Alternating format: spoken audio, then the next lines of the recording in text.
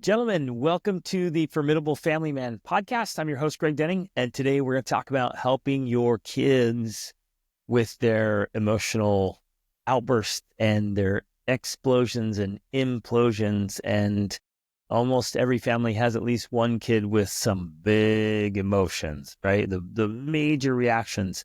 And this is anything from toddler tantrums to teenage tantrums, just all the emotional reactions and even the behaviors, right? If you look at all or most behaviors, they're going to be emotionally driven.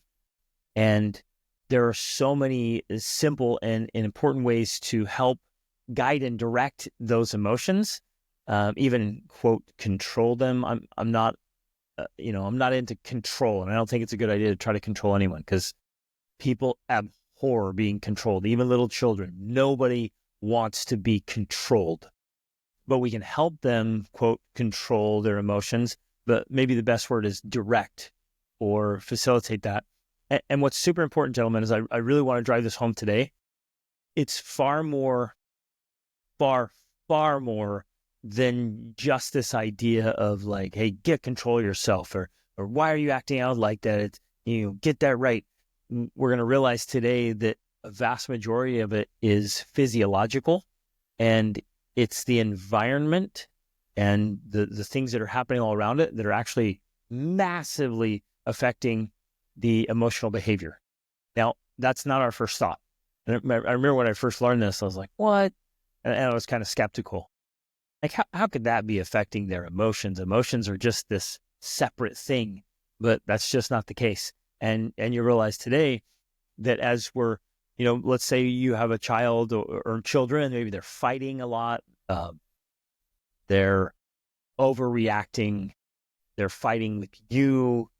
They're crying. They're angry. They're depressed. They're afraid. All these predominant emotions, these things that just really disrupt family life and make it so hard to be happy and healthy and to live a great life. All of those things are being impacted by different strategies. And I think after today, I hope this is the hope of this episode, is that after today, you'll think about it completely differently. And luckily, fortunately, this is spreading through psychology and psychologists and counseling.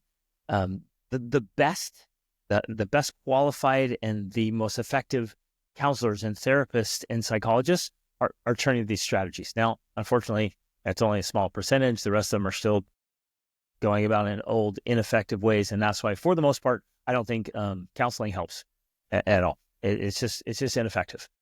But what I'm going to give you today, six things that just absolutely work. And I think it's important to throw this out front. Like, this is not my opinion. This isn't like something I came up with. Like, oh, hey, I did this, and why don't you try this? This is all backed up by massive amounts of research and data. Like, it's all there. And you can go do all the researching you want, and you'll find it as well.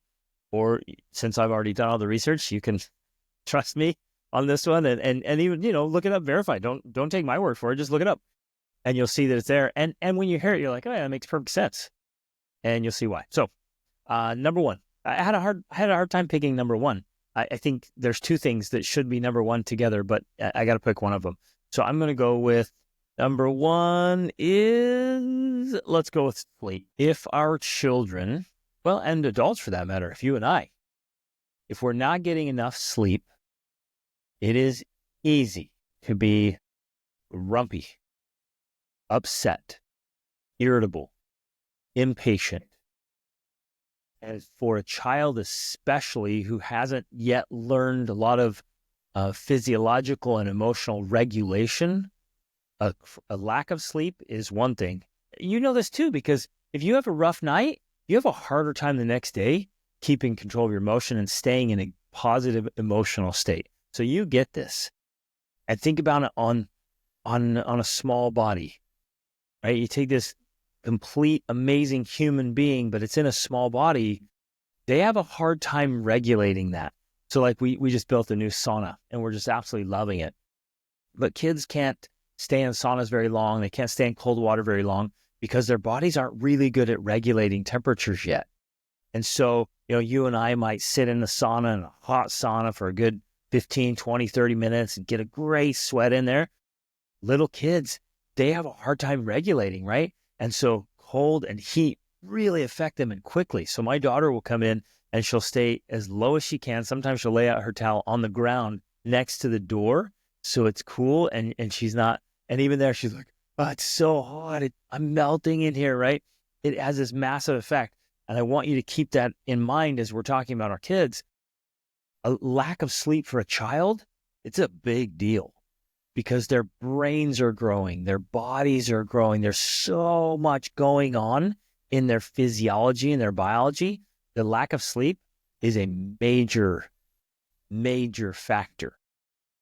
And children, because they're growing so much, and there's the growth hormones, renewal hormones, and processes that are happening during the night, like they're growing at such an insane level that sleep is where the healing and the renewal happens. And so if we're cutting that short, and we're doing so much harm, so much harm. Children and teens need anywhere from 8 to 10 hours of sleep.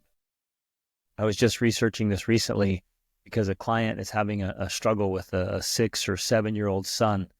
And, as I dug into that a 7-year-old boy often needs anywhere from 9 to 12 hours of sleep. Gentlemen, let that hit home. If you're waking your children up to get them going in the morning and you're pulling them out of a sleep cycle, man, we're creating the problem.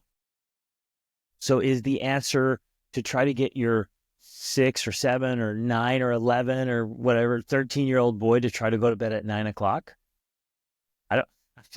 I don't know any boys who want to go to bed that early. Do you? And so we're trying to force it. And I guess I bring this point up because the whole system is rigged and set up in a very broken way. Starting school at 7 a.m. is crazy.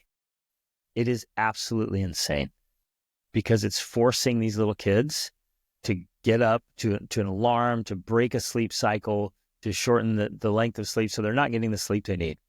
And that massively affects academic performance. But as you know, and as we're talking about today, it is a huge factor in emotional regulation and just being in a good, positive, mental and emotional state. And look around. If it were working, we wouldn't be in this horrendous mental and emotional health crisis, this illness crisis that's happening in the United States right now. So kids need to be able to sleep. We do not wake up our kids. There's an occasion where we got to catch a flight or something like that, but we do not wake them up. We let them sleep. And what happens is their bodies sleep until they're rested. So none of our kids have alarms they're using unless it's a rare occasion. They're sleeping until their bodies have renewed. And that is so good for the body and the brain. And for the most part, we'll have some late nights. For the most part, our kids and our whole family goes to sleep at a good time. And we've never had set bedtimes for our kids. We allow them to go to bed when they're tired, and they've made good choices. Now, obviously, we're not allowing them to watch movies all night and play video games or have access to devices and do all this stuff that'll keep them up night. Usually if they're like, I like staying up, you're like, well, if you stay up, you can listen to a book, or actually we even prefer you're not listening to a book at night, you're reading a good book, or you're drawing, you're doing something quiet, and you have dim lights. And so usually they'll draw for a while, they'll read, and then they'll go to sleep. And so, with 7 children, our kids have gone to bed at a good bedtime and they've slept until their bodies are ready to get up. That is a massive factor. I had a gentleman named Tom Ludlow on this podcast. Go find that episode. It is absolutely incredible. He's a sleep specialist and talks about the value of sleep and how they're finding direct connection to what they're labeling as ADHD and other learning struggles and disabilities and challenges and behavioral problems, all directly linked to the quality of sleep and the length of sleep. And a lot of kids, they're mouth breathing, and so they're waking up during the night, or they're just not sleeping well. And so they may not know it. They're not wake up and be like, I was tossing and turning, I wasn't asleep, my sleep quality wasn't good. They don't know. But so much of behavioral problems are directly connected to sleep. So that's number one.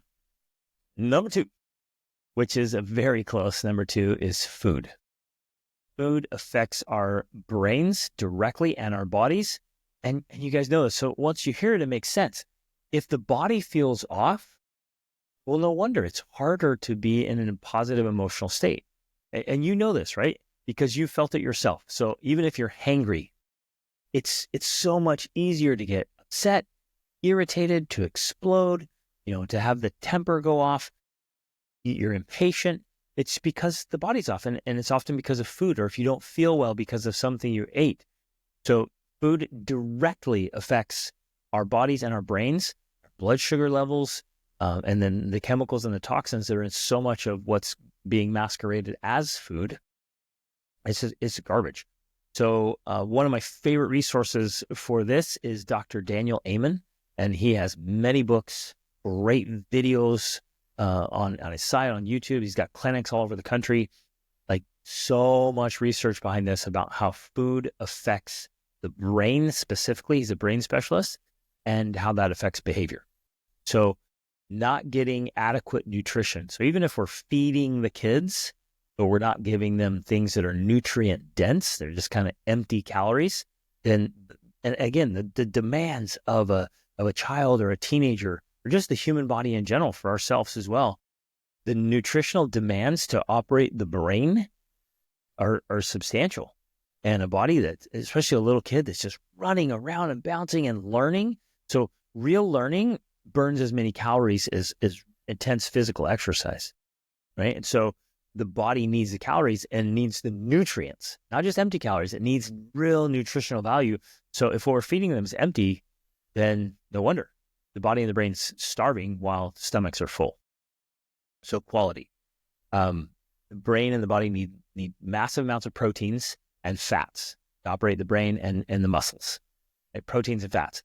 Unfortunately, the common diet, especially in America and the Western world, is just carbs, lots and lots and lots of simple carbohydrates, and it's just no good. It's no good for the body, and it leads to diabetes, and it leads to suppressed immune systems. You're ill more often, and of course, it's directly affecting your emotional state. This is so powerful, so profound. This one, I got to drive home here, because you wouldn't think, first thing you're like, no, man, if my kids eat that, it's like, that's not affecting their emotional behavior. And the truth is, it absolutely is. What our kids are eating is affecting their emotional behavior. So if your kids have some behavior problems, or they're just not in a great state, very first place I'm going to look at sleep. Very second place, maybe two first, like I said, is I'm going to look at their food. So sodas, gone. This is liquid poison. In fact, anything with food colorings, gone. I'm not going to do it. I haven't allowed that in my home, my family, for years and years and years and years. Food coloring is just absolute garbage. In fact, I look at every label and every ingredient list, every single one of them, and we go to natural foods. So anything that's highly processed is going to cause problems. And if it's got all kinds of chemicals in it and all these unnecessary ingredients, like, you got to question that. Like, what in the world? Why? And then as we've traveled all over the world, I realize, in fact, we live in Europe right now. What's fascinating is, like, so many ingredients that are absolutely banned in Europe. They are not allowed in because there's a direct connection to all kinds of illnesses and problems. They're not allowed here. And those ingredients are just common everyday ingredients in American food. It's absolutely crazy. And there's tons of research on this, and I can provide more resources if you're interested. But man, just watch Dr. Amen's videos and read his books. It'll absolutely blow your mind. So start removing those things. Cold cereal. If you're giving your kids cold cereal in the morning, that's one thing maybe causing so many of the behavioral and emotional problems. Right there, that thing. So they need to be eating, free-range eggs and grass-fed meat and butters and whole milk.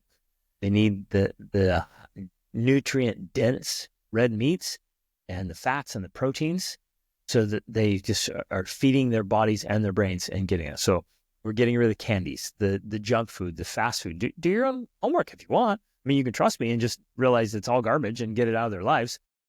Or you can do your own homework, say, well, what's on the ingredient list here? And then when it shows you ingredients that you can't even pronounce 90% of them, and start looking up and say, what does this do? What is this? And you'll start realizing it is just toxic sludge. And because those things are going in directly into their bloodstream, it's massively affecting their health and well-being and their brains in particular. And so Dr. Amen, he'll show you all the brain research and the behavioral issues that are directly linked with some people with corn. Any kind of corn product is causing problems. Food colorings with other people. The white flour with some people. It's just this refined bleached white flour, and it has all kinds of junk and garbage in it. And he goes through all the things that are causing so many of these problems. And it's directly linked to behavior problems and thoughts like suicidal thoughts and fear, anxiety, depression, all these things directly linked. In fact, one of the things they found that's become very obvious is that low-fat diets often lead to depression. And we're just not getting enough fat. And the brain thrives on fat. And so if there's not enough fats, then it's just kind of empty and depressed. It's incredible. So the vast majority of our emotional state and our emotional experience is directly connected to the quality of food we're having. Now, you might be thinking, okay, great. So I'm going to give my kids a bagel and some orange juice in the morning or some apple juice. Oh, that stuff is terrible. Juices like apple juice, grape juice, the juices are just terrible because they spike blood sugar and they increase insulin resistance, and they're leading to diabetes and other health problems.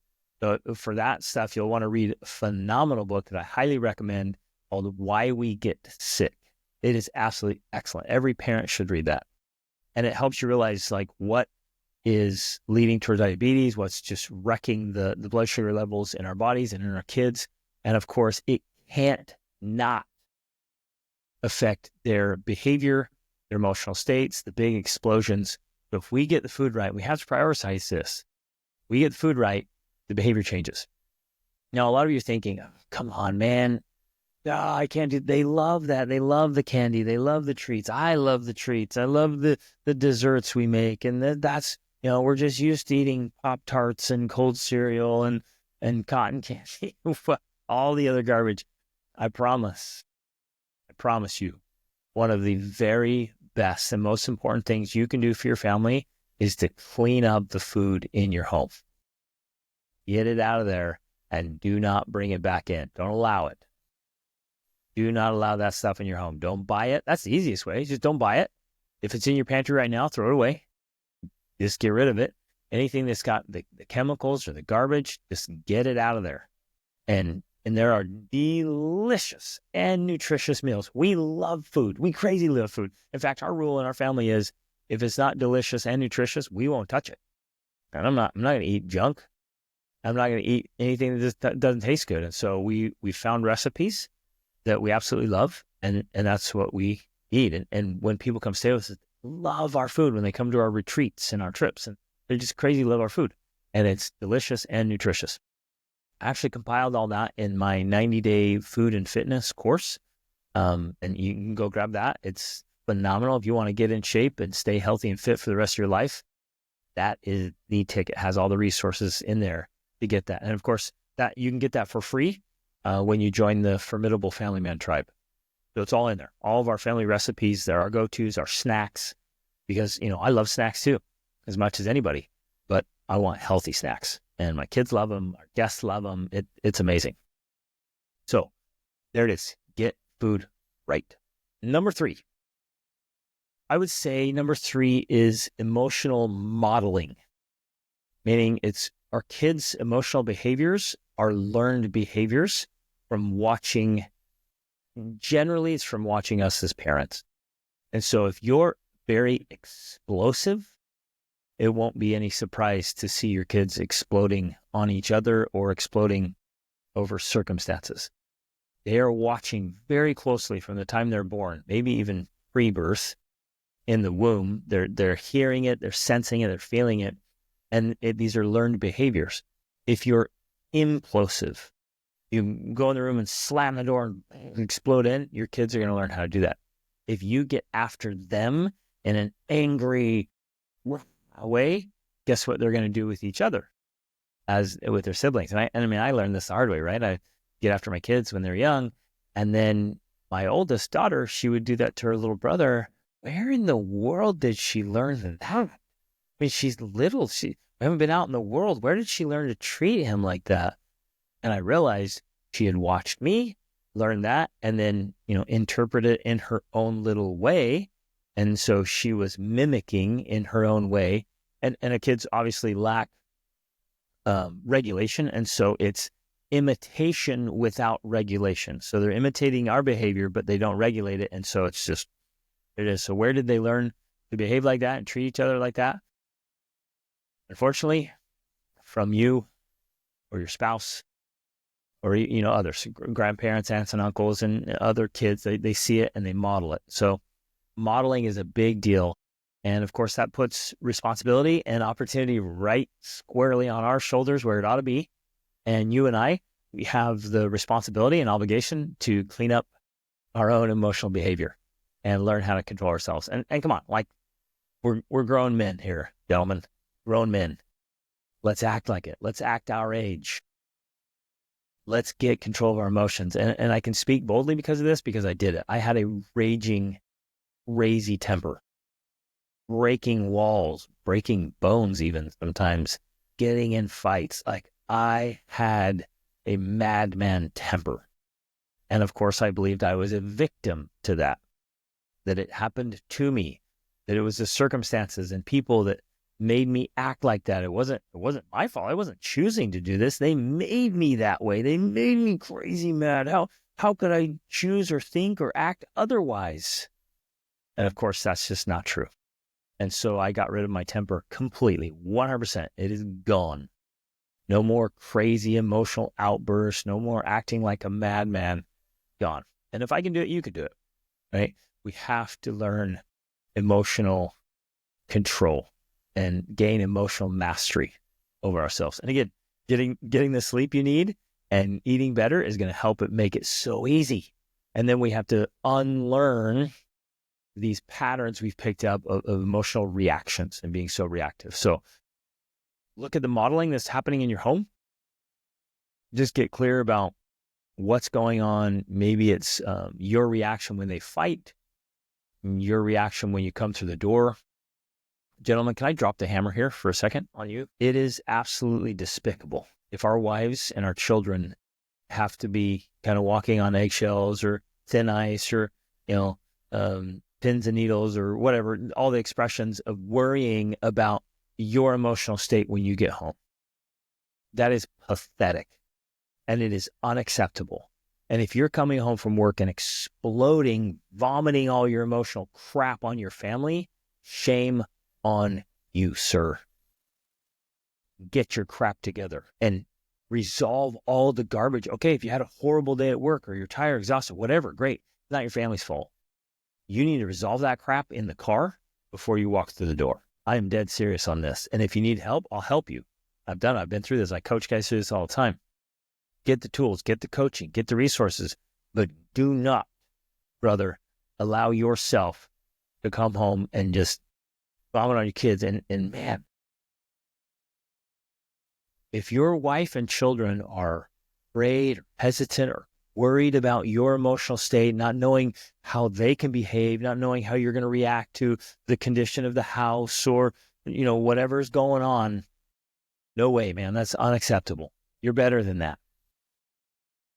So figure out how to do that. Let me help you, but figure out how to do that. Get control of that so that your wife and children can count on you coming home and being solid, being awesome, not being the problem. You come home and you're the solution. And if you walk through the door and your wife's upset about something and the kids are upset, you're there to be the lighthouse. You're there to bring the tide that lifts all the boats, that they can count on you being strong instead of you being the source of the problem. Okay, that's my rant. Just remember, if you're a feisty firecracker or you're just disengaged or you're whatever your emotional reaction or whatever you're modeling, expect your kids to pick up on that and do it without regulation. So fix that one and it'll massively change how your kids interact with each other and how they respond to life, their emotional state. Okay, number 4 is, of course, meeting their needs. All human beings have needs Children have specific needs. Wives have specific needs. Men have specific needs. We just have needs. And of course, the most fundamental needs are, food, water, and shelter and love and, connection.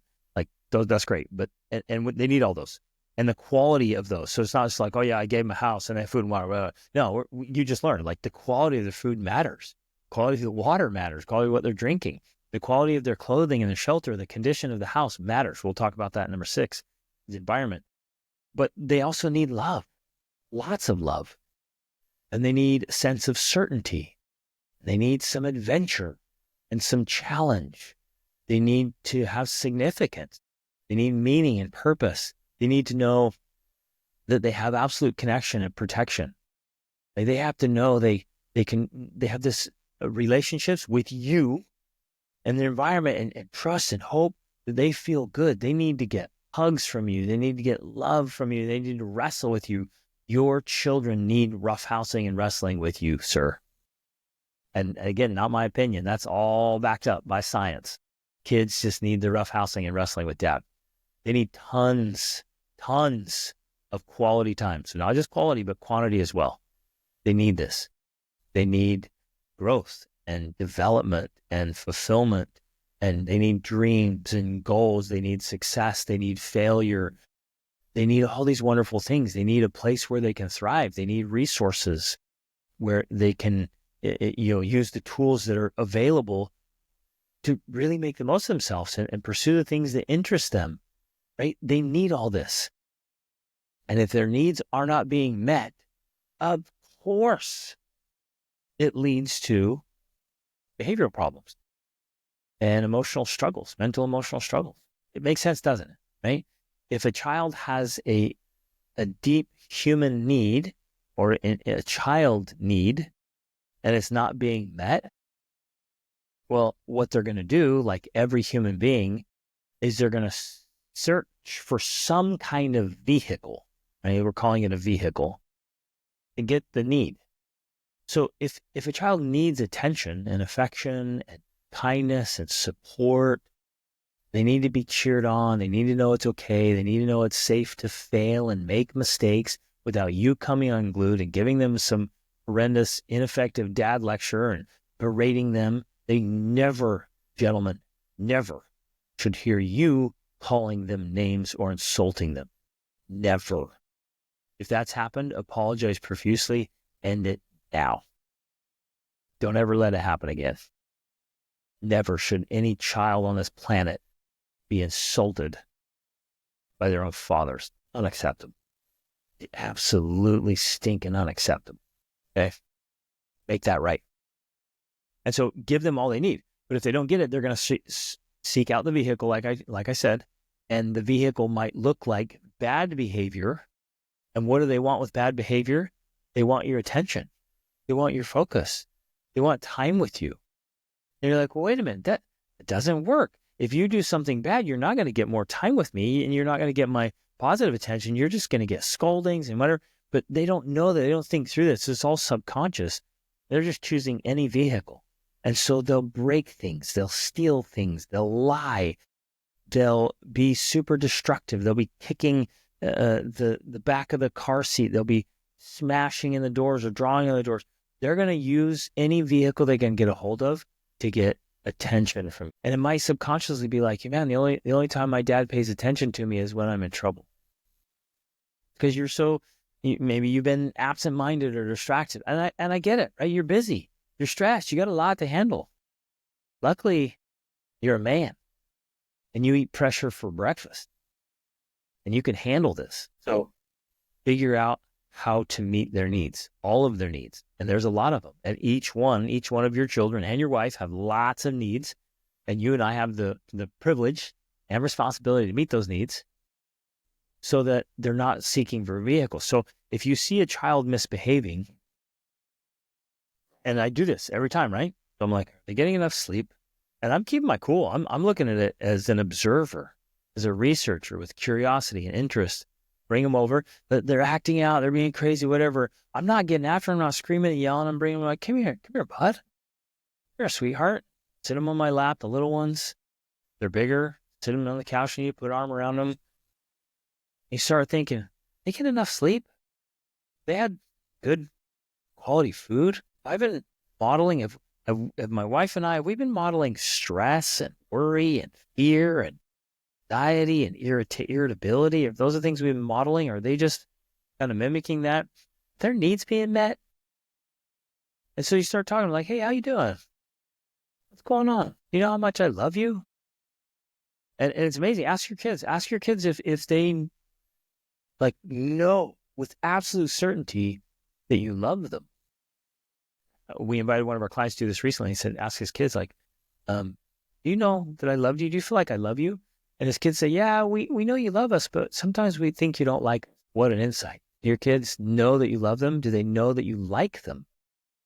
Ask your kids. I've done this, and I invite my clients to do it. Have your kids rate your relationship with them just do it one at a time, and say on a scale of 1 to 10, where would you rate a relationship? Whatever number they say, they might say even 4 or 8. I'd say, okay, thank you. And what would make it a 10? Why would you rate it there? Why'd you pick that number? And let them tell you. And they say, what would make it a 10? Let them tell you, and don't respond. Don't get defensive. Don't say, just listen. Amazing, insightful.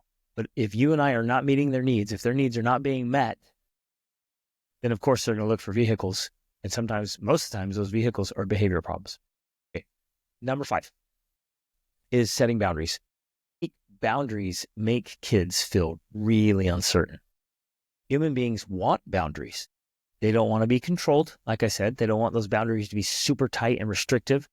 The boundaries cannot be arbitrary because kids are brilliant and they'll see that your stupid rule literally means nothing.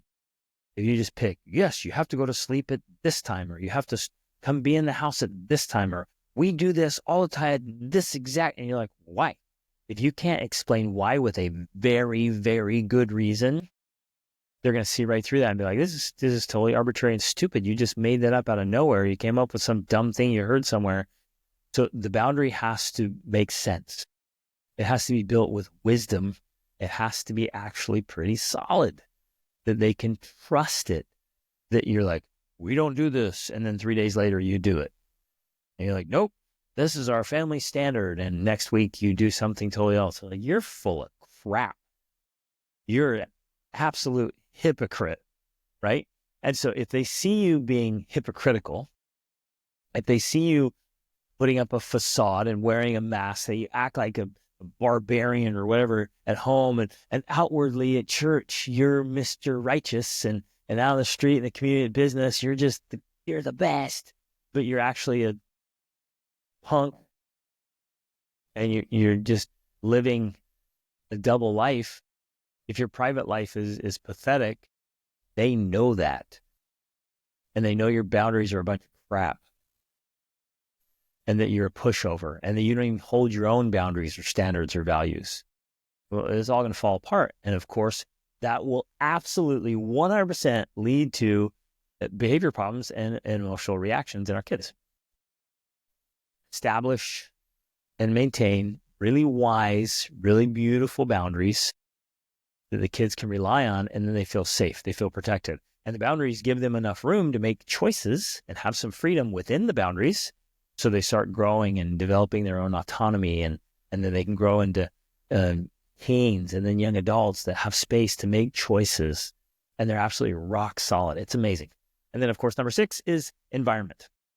All right, the environment. So it's the music, it's the movies, it's the media, it's the cleanliness of the house, it's the area you live in, it's the condition of the house. If things are always dirty and cluttered and broken down, if you or your wife are hoarders, if the place is filthy or nasty, and 47 cats peeing on the lawn or in the carpet and whatever, it's a mess. And we've been in so many homes all over the world, and sometimes the dad's a disaster zone, and sometimes the mom's a dumpster fire, and sometimes the kids, and the garage is horrendous, the closet's a mess, the yard's disgusting, the car is always disgusting.